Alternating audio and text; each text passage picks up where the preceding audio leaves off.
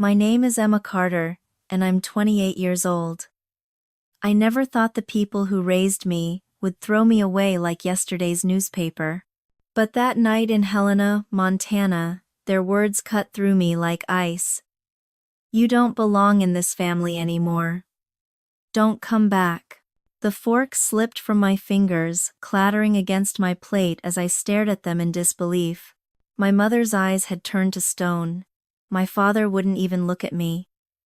My older brother just sat there with that cruel smile I'd grown to hate.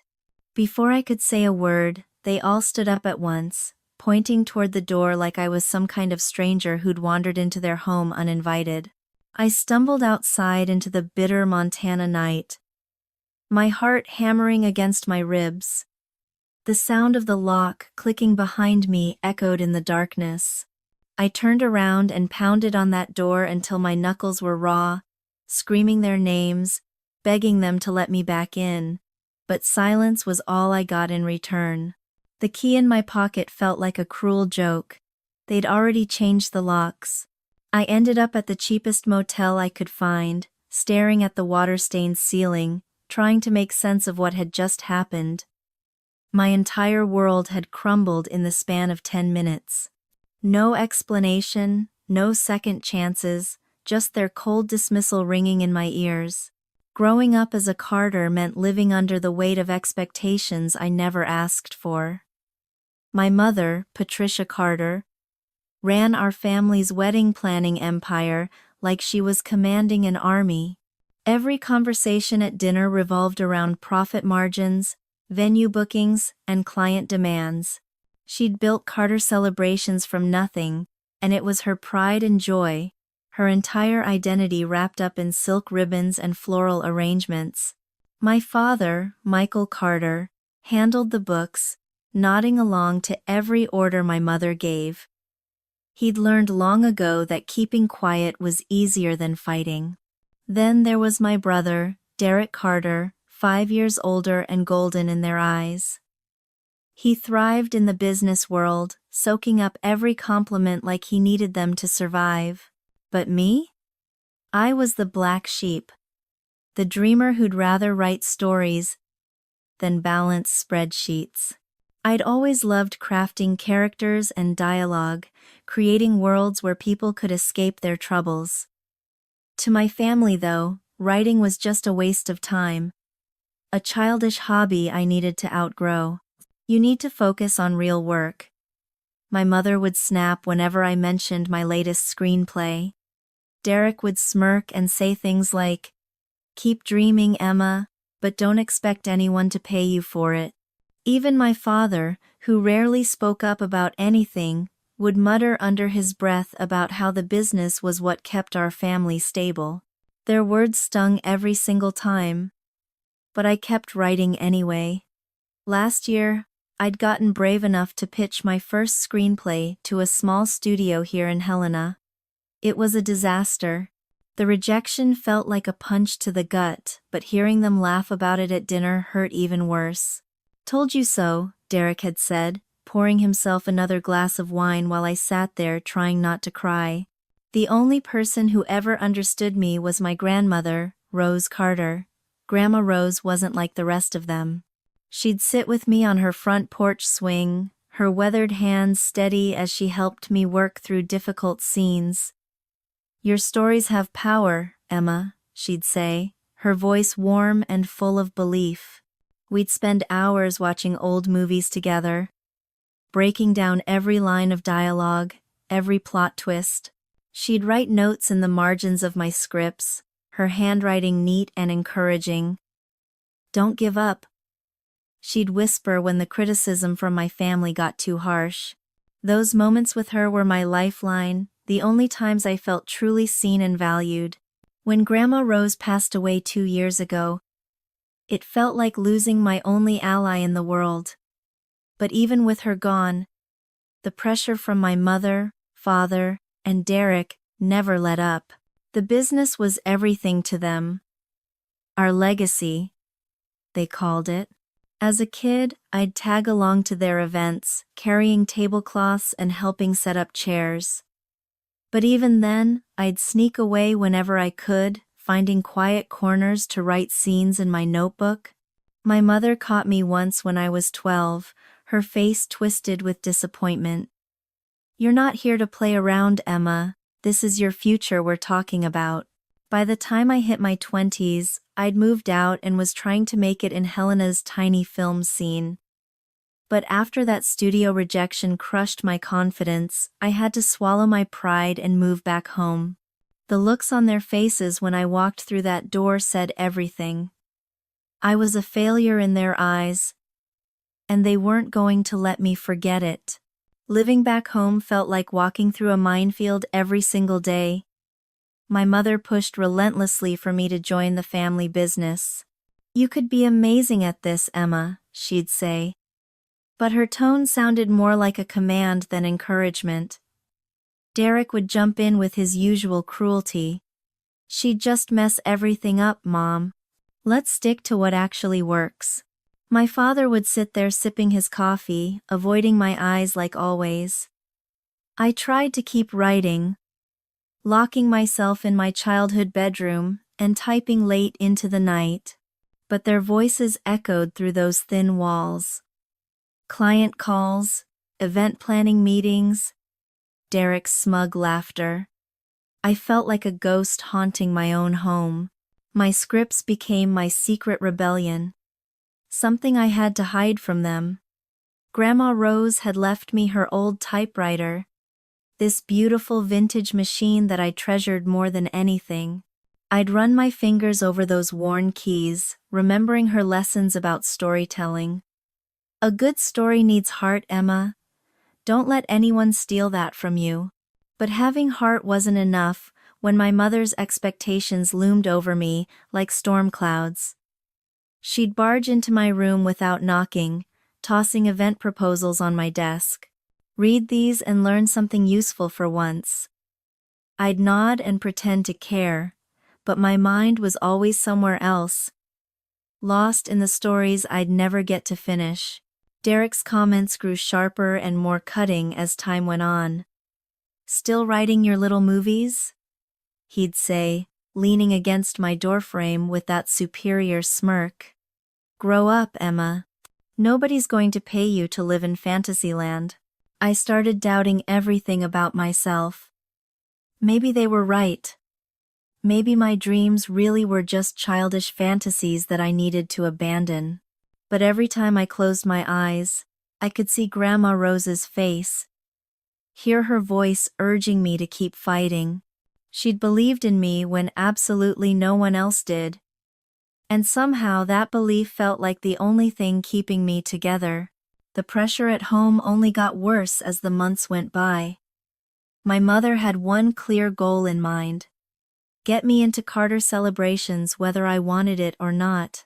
"Emma, this is your chance to prove you're not completely useless," she said one morning, shoving a stack of client files across the kitchen table. Carter Celebrations was her empire, her life's work, and she expected me to fall in line like a good little soldier.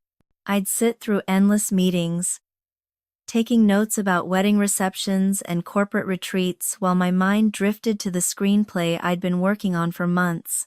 At night, I'd lock my bedroom door and write furiously, crafting scenes about characters who had the courage to fight for their freedom. I kept sending pitches to small studios around Helena, hoping for some kind of breakthrough. But every rejection email felt like another nail in my coffin, and my mother's voice would echo in my head. "This isn't a game, Emma. You need to grow up and face reality." Derek wasn't any better. He'd barge into my room and glance at my laptop screen with disgust. "Still playing pretend screenwriter?" He'd taunt, his smile sharp enough to cut glass. "You're wasting everyone's time and energy." He absolutely thrived in the business world, charming clients and basking in our mother's endless approval. To him, my dreams were nothing but a joke, a silly distraction from the family legacy. My father stayed quiet through all of this, his eyes always fixed on his coffee mug during our tense family dinners. But his silence screamed louder than any words could. "Just try it, Emma," he'd mutter occasionally, barely looking up from his plate. "The business is steady, safe." That word felt like a chain wrapped around my throat.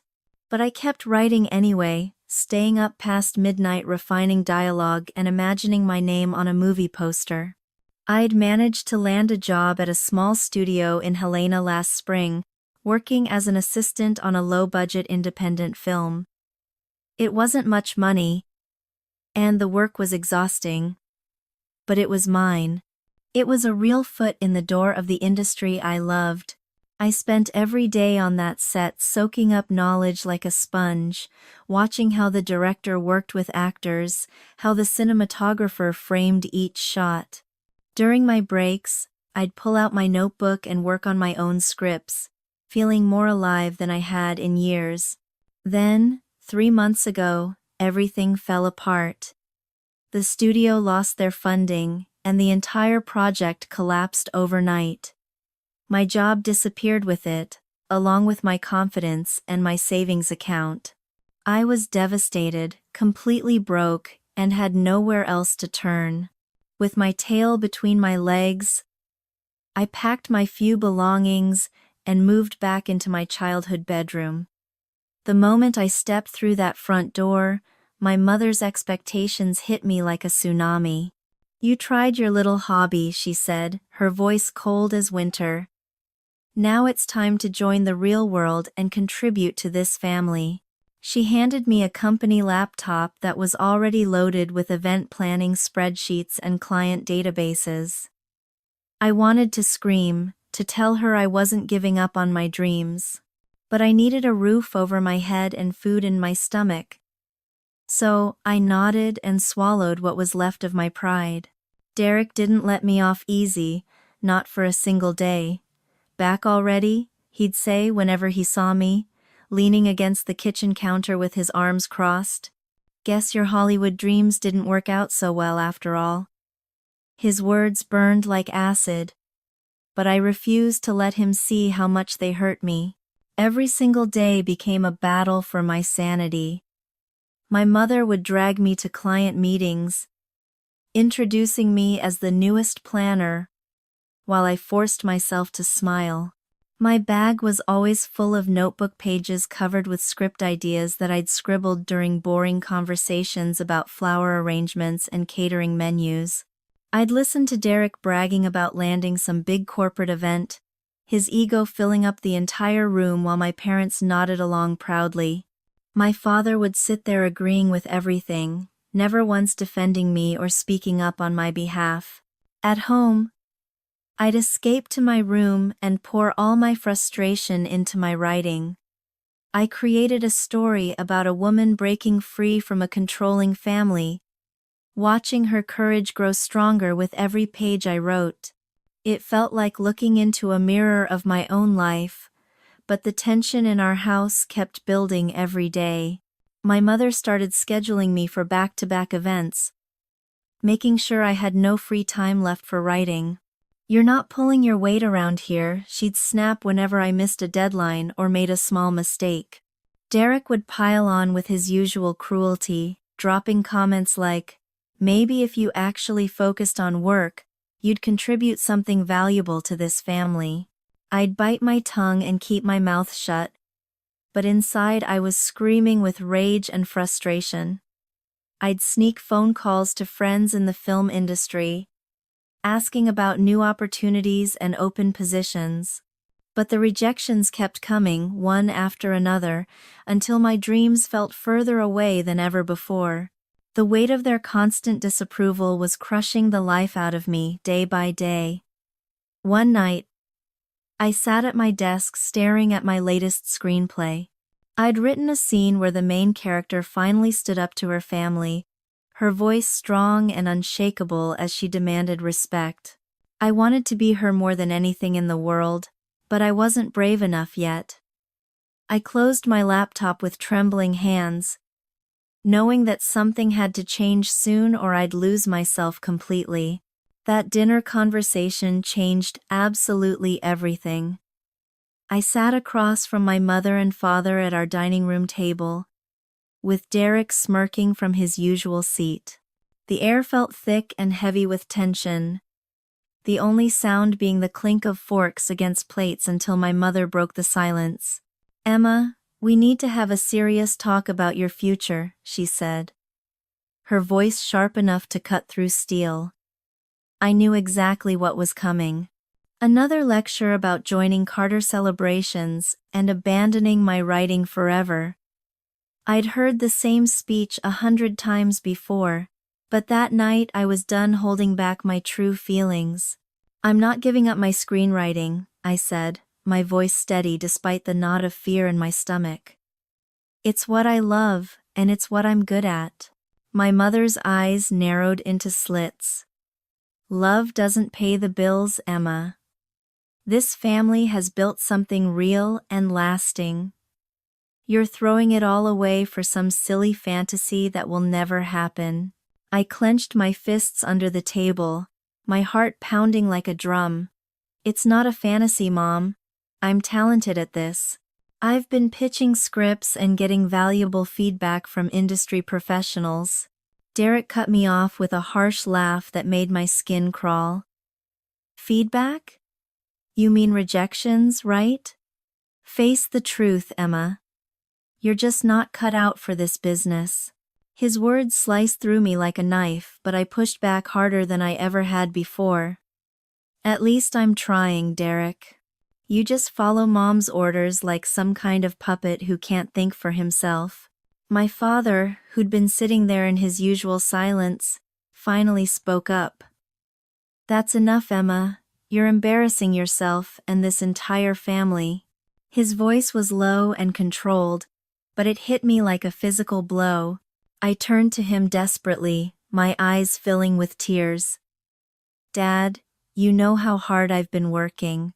Why can't you support me for once in your life?" He looked away from me, his jaw clenched tight with anger. My mother stood up so quickly that her chair scraped against the floor with a horrible screech. "This is your home, Emma, but only if you're actually part of this family. If you choose this ridiculous nonsense over us, then you need to get out." I felt my blood turn to ice water. "What are you saying exactly?" My mother's face could have been carved from stone. "You are not part of this family anymore. Pack your things and get out of our house." Derek was smirking like he'd won some kind of prize. My father just stared down at his plate like nothing was happening. I stood up on shaking legs and grabbed my purse from the counter. "You can't possibly mean that," I said, my voice breaking with emotion. But my mother just pointed toward the front door like I was a stranger who'd overstayed their welcome. "Get out. Now." I stumbled outside into the freezing Montana night, the cold air hitting my face like a slap. Behind me, I heard the lock click into place with a sound that seemed to echo forever. I turned around and pounded on that door with both fists, shouting their names until my throat was raw. "Mom, Dad! Please open the door. Let me back in." But there was nothing. Complete silence. I tried my key, but it wouldn't turn. They'd already changed the locks, probably planned this whole thing in advance. I ended up at a rundown motel on the edge of town, my mind spinning out of control as I tried to process what had just happened. How could they do this to me? I tried calling my mother, then my father, then Derek. None of them answered. My text messages went unread, like I'd become invisible overnight. I sat on that stiff motel bed, scrolling through my banking app to figure out my next move. That's when I discovered something that made my stomach drop to the floor. My savings account, the emergency fund I shared with Derek, was completely empty. $1,000, gone without a trace. I called the bank with shaking hands, barely able to speak. "The funds were withdrawn yesterday by Derek Carter," the clerk told me in a professional voice that gave no hint of the devastation those words caused. My own brother had stolen everything I had left in the world. I tried calling him again, leaving a voicemail that came out as more of a sob than actual words. "Why would you do this to me, Derek? That was my money, my security." He never called back. I thought about Grandma Rose and how she'd always told me to keep fighting no matter what happened. But sitting in that cheap motel room, I felt like I'd lost absolutely everything. My home, my family, my savings, my future. All I had left was my laptop and the screenplay I'd been working on. The only things in the world that were truly mine. I wasn't ready to give up, but I had no idea how to keep going. A week later, my phone buzzed with an email that changed everything. I was still living in that depressing motel, my entire life packed into one suitcase, when I saw the sender's name. Robert Kane, attorney at law. The subject line made my heart skip several beats. Rose Carter Trust. Urgent matter. My hands were trembling as I opened that email. "You are entitled to significant assets under a trust established by Rose Carter before her passing. Please contact me immediately to discuss the details." Assets. A trust. I had never heard anyone mention anything about Grandma Rose setting up a trust fund. My fingers fumbled with my phone as I dialed Robert's number, my heart hammering against my ribs.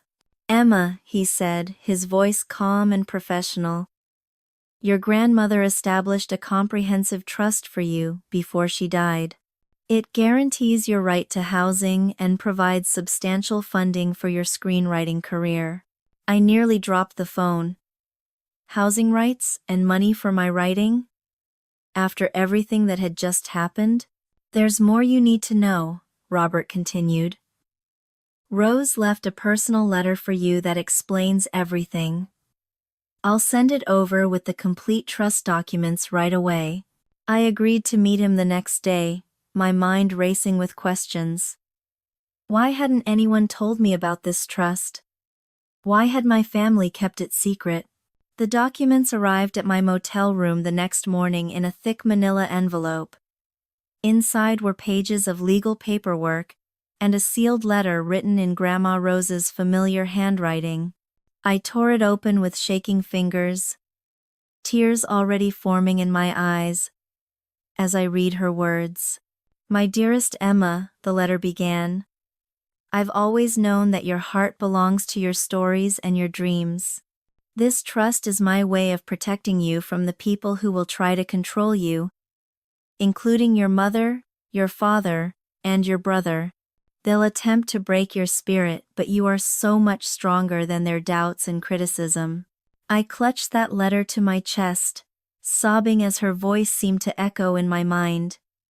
Grandma Rose had seen this betrayal coming from miles away. She'd witnessed my mother's demands, my father's silence, and Derek's cruelty, and she'd planned ahead to protect me. "The house is yours to claim whenever you need it," she continued. "The funds are specifically designated for your writing dreams. Don't let anyone take that away from you, no matter what they say or do." The trust details were absolutely staggering. Rose had set aside enough money to cover my living expenses and support my screenwriting career for several years. There was a clause that guaranteed I could stay in the family home regardless of what my parents decided.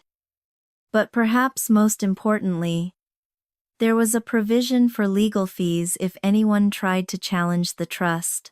Robert explained everything over the phone, his voice becoming more serious as he spoke. "Your parents were officially notified about this trust when Rose passed away, but they've completely ignored its terms. The fact that they locked you out has triggered an automatic legal review." I gripped Grandma Rose's letter tighter, my anger building with every word. They knew about the trust this entire time, and they still threw me out like garbage.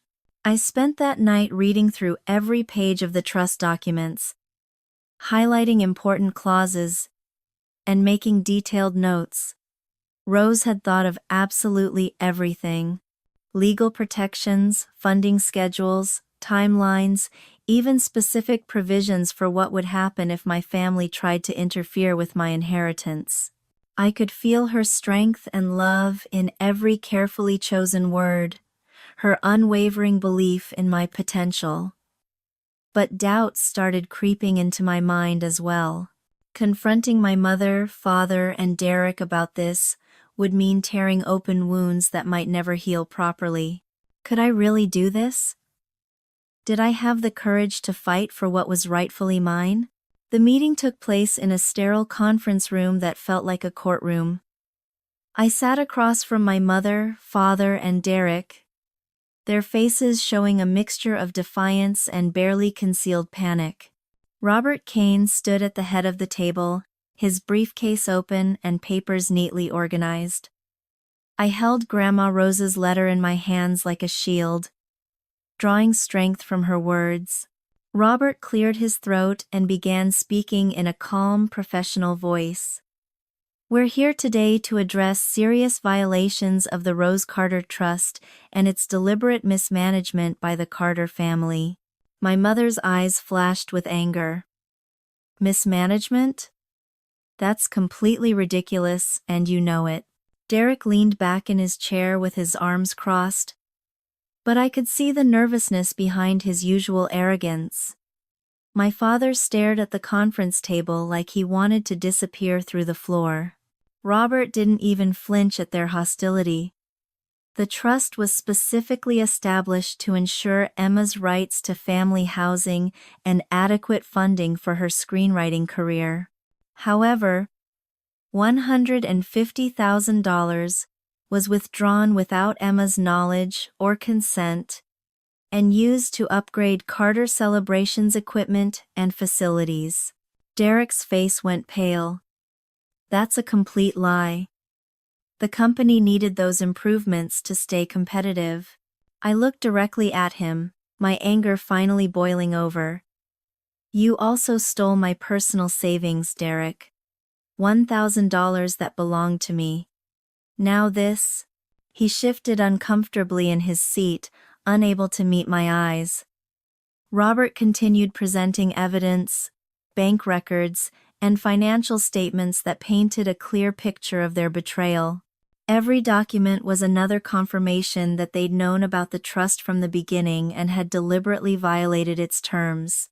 These transactions can be traced directly back to Patricia and Derek Carter, with approval signatures from Michael Carter, Robert explained. Sliding copies across the table. The trust explicitly prohibits any personal use of these funds for business purposes. My mother's face turned bright red. We built that company from absolutely nothing. Emma doesn't deserve a single penny if she's not willing to contribute to this family. Her words stung, but I was done letting them hurt me. Contributing? I snapped back. You locked me out of my own home, Mom. Grandma Rose wanted me to have these rights, and you knew it. My father finally spoke, his voice barely above a whisper. We thought we were doing what was best for the family business. I shook my head in disbelief. No, Dad. You did what was best for yourselves. You never once considered what was best for me. Robert laid out more evidence, including email communications and detailed financial records, that showed the family had been systematically draining the trust for months. Every page represented another layer of betrayal, proof that they'd planned this deception carefully. This constitutes a clear violation of trust terms, Robert stated firmly. Emma is entitled to immediate housing arrangements and full access to the remaining funds, plus damages for the misappropriated amount. Derek slammed his hand down on the table, his composure finally cracking. You're not taking anything away from us, Emma. You're a failure who would just waste every penny on your stupid scripts anyway. His outburst only made my resolve stronger than ever before. I stood up from my chair, my voice steady and clear. I'm done with this family forever. I want the apartment in Helena that the trust provides, and I'll take the funds that Grandma Rose left specifically for my writing career. After that, we're finished. My mother gasped like I'd struck her across the face. You can't just walk away from your family like this. But I held her gaze without flinching. You walked away first when you locked me out of that house and threw me into the street like trash. Robert nodded approvingly and made notes on his legal pad. Emma's proposal aligns perfectly with the original trust terms. The apartment deed can be transferred immediately, and the remaining funds will be released to her personal account within 48 hours. He turned to address my mother, father, and Derek directly. You'll also be facing a comprehensive financial audit regarding the $150,000.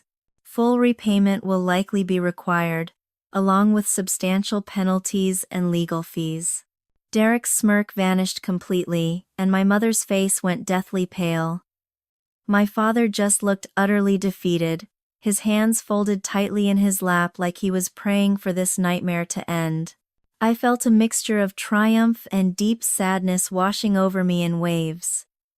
Grandma Rose's trust was my lifeline to freedom, but confronting my family like this hurt more than I'd expected it to. You could have supported my dreams, I said, my voice breaking slightly. Instead, you chose to steal from me and betray everything Grandma Rose wanted for my future. My mother tried to interrupt, but I raised my hand to stop her. No.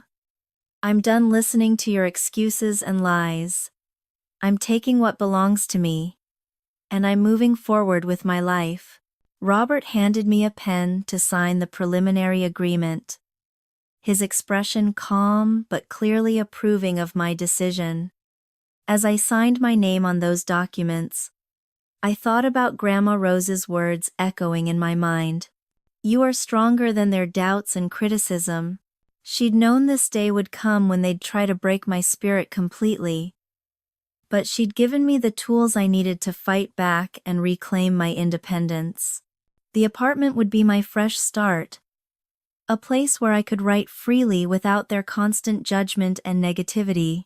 The trust funds would allow me to pitch my scripts to studios, maybe even produce a short film of my own. I looked at my mother, father, and Derek one final time, taking in their shocked silence. They'd lost all control over my life, and they knew it. Walking out of that conference room, I felt lighter than I had in years, but the weight of losing my family still pressed heavily on my heart. I didn't want their apologies or their desperate excuses. What I wanted was complete freedom to pursue my dreams. 2 weeks later, all the paperwork was officially signed and notarized. Robert called to confirm that the Rose Carter Trust had successfully transferred a beautiful Helena apartment directly into my name. My mother, father, and Derek had no choice but to agree to the terms, backed into a legal corner by the undeniable weight of Grandma Rose's carefully planned wishes. I stood in my empty apartment with sunlight streaming through the large windows, holding those keys in my trembling hands. It was a cozy one-bedroom place with hardwood floors and a view of the mountains. Nothing fancy or extravagant, but it was completely mine. No more cheap motel rooms with stained carpets. No more locked doors keeping me out in the cold. No more walking on eggshells around people who were supposed to love me unconditionally. I set my laptop on the kitchen counter, already imagining late nights spent writing scripts without my mother's lectures or Derek's cruel comments poisoning my creativity. But even in victory, the emotions were bittersweet and complicated. I'd won my independence, but the cost had been losing my family forever. Carter Celebrations was crumbling under the weight of the financial scandal. Robert had warned them about the comprehensive audit regarding the $150,000 they'd stolen from my trust. Word spread quickly through Helena's tight-knit business community. Clients started pulling their contracts, worried about the company's integrity and financial stability. A local newspaper ran a detailed story about the lawsuit, hinting at serious financial misconduct and family betrayal. I didn't read past the headline because I didn't need those painful details filling my mind. The company's reputation was destroyed, and with it went my mother's pride and Derek's arrogance. My father had probably buried himself in paperwork, trying to avoid dealing with the mess they'd created. I blocked all their phone numbers that same week, cutting off any possibility of communication. My mother tried sending one text message, something brief about working things out between us. I deleted it immediately without reading the full message. Derek left an angry voicemail, his voice dripping with resentment and bitterness. "You think you're so much better than the rest of us, Emma? Good luck surviving on your own without family support." I erased that message too, my hands completely steady this time. My father never reached out at all, which somehow hurt more than any angry words could have. His continued silence spoke louder than any argument we might have had. I didn't want their apologies, their anger, or their desperate attempts to manipulate me back into their lives. Grandma Rose had given me a clear path to independence, and I was determined to take it without looking back. Settling into the apartment took several weeks of careful planning. I bought a second-hand desk, a comfortable reading chair, and some plants to make the space feel alive and welcoming. Every morning, I'd sit by the window with my coffee, watching the sunrise over the mountains while I worked on new scripts. The words flowed more easily now, unburdened by the crushing weight of family expectations and constant criticism. I was writing a story about a woman rebuilding her entire life after betrayal, her inner strength growing with every challenge she overcame. I started sending pitches to studios again, my confidence slowly returning after months of doubt. A producer in Billings responded with genuine interest in one of my short film concepts. It wasn't Hollywood, but it represented real progress and validation. Sometimes I'd find myself staring at Grandma Rose's letter, which I'd framed and hung above my desk for daily inspiration. Her words had become my anchor in stormy seas. "You are stronger than their doubts and criticism." She'd known that my mother would try to mold me into something I wasn't, that Derek would tear me down with his jealousy, and that my father would stand by silently while it all happened. She'd built this safety net of love and protection, and I was finally free to use it properly. But freedom came with unexpected shadows and complicated emotions. Late at night, when the apartment was quiet and still, I'd feel the deep ache of what I'd lost forever. Not the family they'd actually become, but the family I'd always hoped they might be someday. The loving mother who might have celebrated my creative achievements, the supportive father who might have spoken up for my dreams, the caring brother who might have been my ally instead of my enemy. I pushed those painful thoughts aside, focusing entirely on building my future. The trust funds gave me breathing room to write and chase opportunities without constantly worrying about basic survival. I wasn't wealthy by any means, but I finally had enough security to pursue my passion. 3 months later, I got a call from Robert with an update on the family situation. The audit was moving forward steadily, and Carter Celebrations was facing significant financial penalties. The business might not survive the combined weight of legal fees and reputation damage. I thanked him politely, my voice remaining calm and detached. Their downfall had never been my goal, but it was the natural consequence of their own choices and actions. After hanging up, I opened my laptop and started typing the next chapter of my story. It wasn't finished yet, neither the screenplay nor my own personal journey. But for the first time in my entire life, I knew with absolute certainty that I'd be writing my own ending. Months passed and my world expanded in ways I'd never imagined possible. The Helena apartment had truly become my creative sanctuary. Its walls covered with notes and scenes for multiple scripts in development. I'd been pouring my heart into my writing, and the effort was finally paying off when I received an email from the Helena Independent Film Collective. My latest script, a deeply personal drama about a woman breaking free from family trauma, had been selected for their prestigious talent development program. I stared at my computer screen in amazement, my heart racing with excitement and disbelief. This was real validation, a genuine chance to work alongside established professionals, refine my storytelling skills, and possibly see my work brought to life on screen.